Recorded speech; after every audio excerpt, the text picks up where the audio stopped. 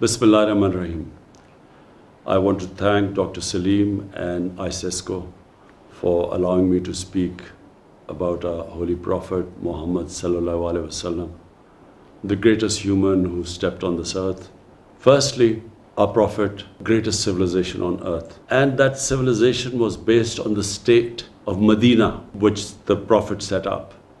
The state of Medina was based on two principles.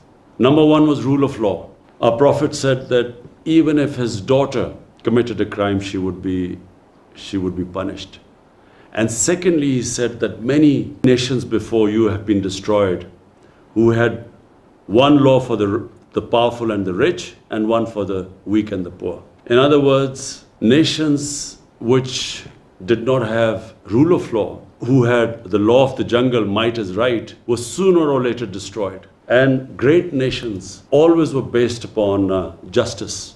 The second thing our Prophet set up was the first welfare state in the history of mankind. First time the state took responsibility of the weak section of its society. The poor, the orphans, the widows, even the elderly, because pensions were first time we heard of pensions was in the time of the second Khalifa, Hazrat Umar, where the state took responsibility of the old. So this was a unique state. First, it took care of its weak, and secondly, it brought the powerful under the law. Even today, this is the main thing which distinguishes a civilized society from what is called a banana republic. And the societies that are closer to these two principles are the ones that are prosperous, and the other societies which do not have rule of law and which do not have compassion, relegated to the dustbin of history.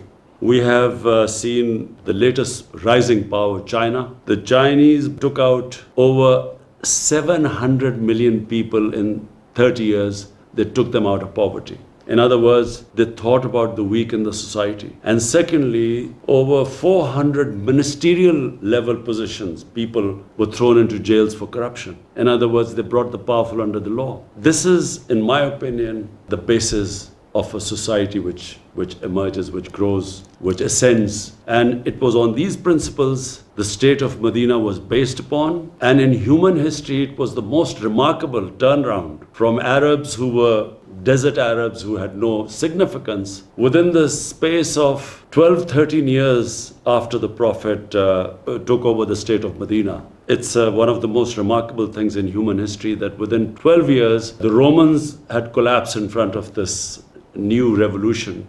And in another year, the other superpower, the Persians, had collapsed under this new ideology. And it became the greatest civilization because under the rule of law, it liberated human beings. There was meritocracy, there was compassion. They led the world in science. For hundreds of years, they had the best scientists, the best thinkers. And that was because of the foundation laid in the state of Medina.